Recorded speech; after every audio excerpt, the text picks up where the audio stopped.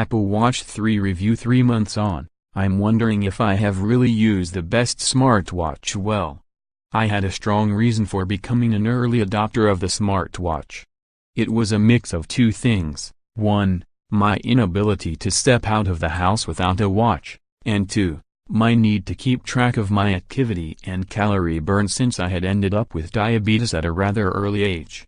My first smartwatch was the Pebble, which accommodated both my needs and did a little bit more, like offer a quirky watch face or a weather alert from the smartphone it was yoked to. I have tried a host of other smartwatches in the years since, from Android Wear to Samsung's Tizen-based Gear series and even some flash-in-the-pan attempts by others, but I have always come back to the Apple Watch as my primary smartwatch, and there are some time-tested reasons for it. Like all other smartwatches I have used, with the Apple Watch 2, I end up forgetting its smart side and using only its horological capabilities, and that too sparingly given that I am peering into the smartphone most of the time anyway. Given that, the Apple Watch is a good watch at the end of the day, one that I am comfortable wearing all the time, even to the bed once in a while. And, it does an excellent job of tracking my daily activity, calorie count and sleep, which as I mentioned earlier is one of my primary needs. My typical day with the Apple Watch: I have been using Apple Watches since the first version a couple of years back.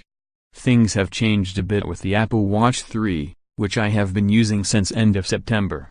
That is because I feel the battery life has improved immensely with this version. Unlike the earlier iterations, I can actually risk going on a 2-day trip without the charger in my bag. In fact, I have done this on a trip to Chennai because I forgot to pack the charger. I did have to switch on the power save mode in flight on my way back to Delhi the second evening, but that doesn't really matter. In fact, on a 1-day trip to Bangalore, I realized at the airport in the morning that I had forgotten to charge the watch.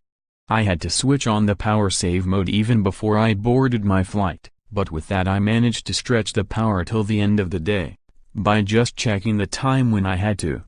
For me, a regular day starts with a 45-minute walk from 7:15 in the morning. The Apple Watch 3 is usually charged full at this point.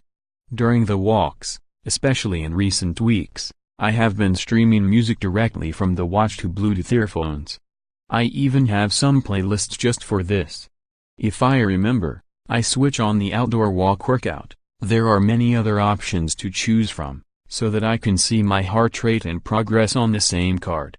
Music comes on in one swipe, and in that situation, this is the best interface to use. However, my issue with this is that I usually forget to end the activity even when I'm done with my morning walk. Apple could do well if it suggests to the user, based on the tapering down of activity and heart rate, that it is time to end this workout session on the watch. At the moment, most of my workouts end up being hours long. Anyway, the morning exertion usually takes up about 10% of the battery even before I start for work. It is good that you don't really have to bother about taking the watch off even when you are getting into the shower after your morning walk, for this watch is waterproof. At work, the watch is usually forgotten as I go about my busy schedule.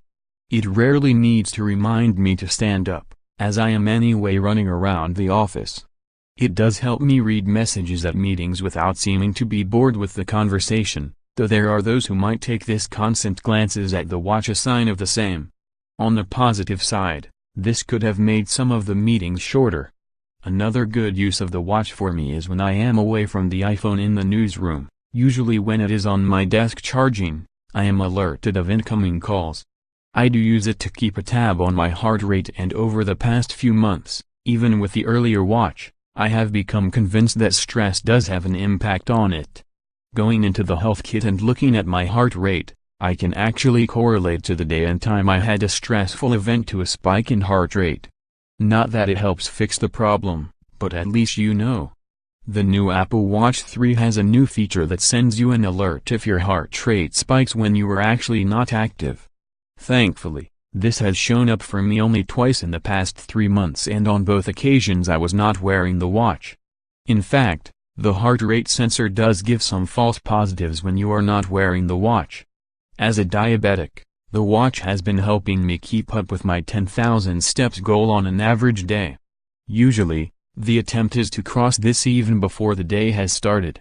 In case the mornings are too cold to even attempt this, I end up pacing my day in such a way that I close my activity rings by the end of it. I don't know what it is with the rings, but they are the only fitness goals I have really stuck to. Apple Watch 3 apps. With the new Apple Watch 3, the interface of the Watch App Store has changed a bit, and for me it has become difficult to discover new apps. I have to search by name or by feature type to find the best apps, as the listing are limited and don't really change frequently. So discovering new apps and watch faces is not that easy.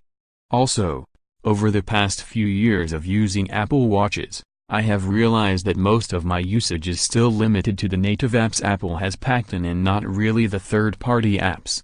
The exceptions might be some fitness apps like Endomdo, which I have been using for years. I did try to download and use some of the featured apps. There is Standland, which is a gamified sort of way to make you stand more. But I found the app a bit boring after a while. I did end up using a lot of the camera-related apps, which are great to control the iPhone camera remotely.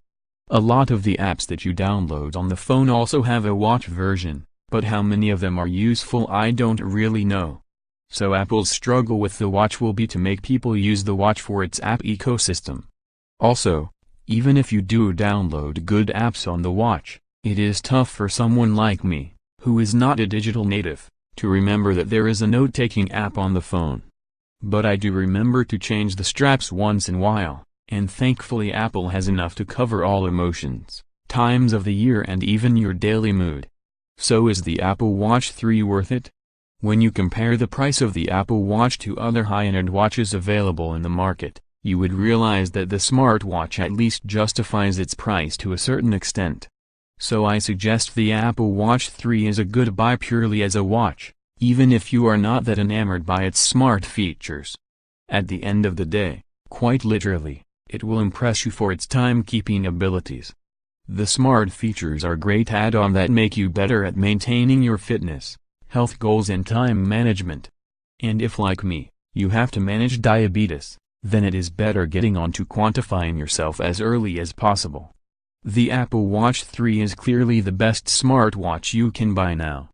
But are you really using a smartwatch this powerful to its full capabilities? I guess not. For that I presume the users will need to get smarter.